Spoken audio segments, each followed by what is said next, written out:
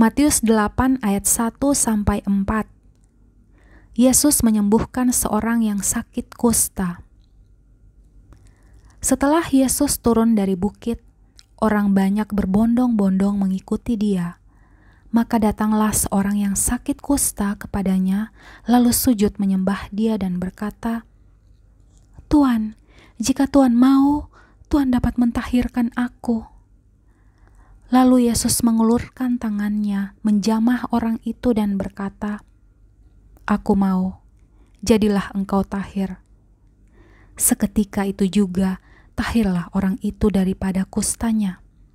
Lalu Yesus berkata kepadanya, "Ingatlah, jangan engkau memberitahukan hal ini kepada siapapun, tetapi pergilah, perlihatkanlah dirimu kepada imam, dan persembahkanlah persembahan yang diperintahkan Musa sebagai bukti bagi mereka." Ayat 5-13, Yesus menyembuhkan hamba seorang perwira di Kapernaum.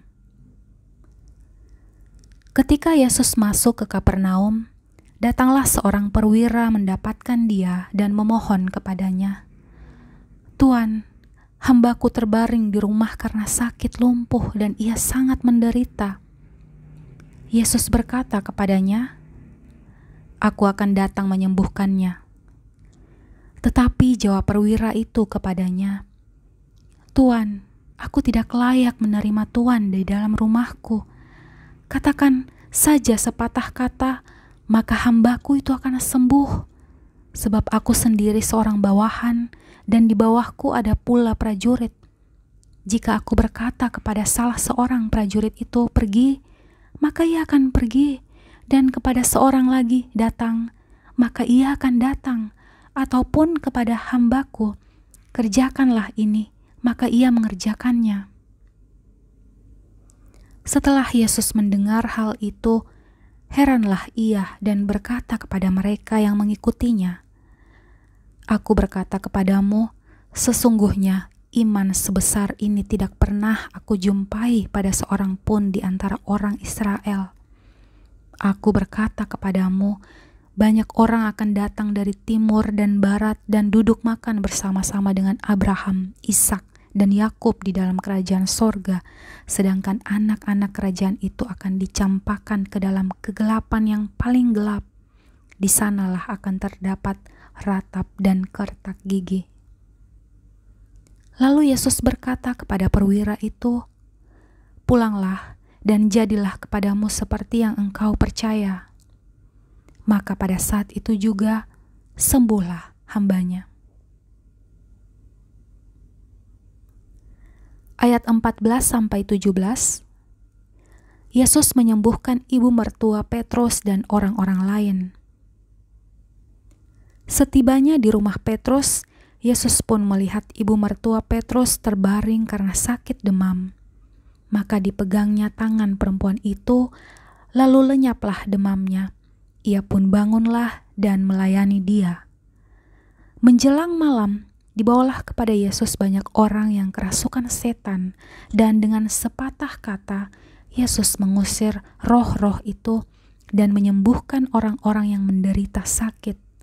Hal itu terjadi supaya genaplah firman yang disampaikan oleh Nabi Yesaya, "Dialah yang memikul kelemahan kita dan menanggung penyakit kita." Ayat 18-22, hal mengikut Yesus. Ketika Yesus melihat orang banyak mengelilinginya, ia menyuruh bertolak ke seberang.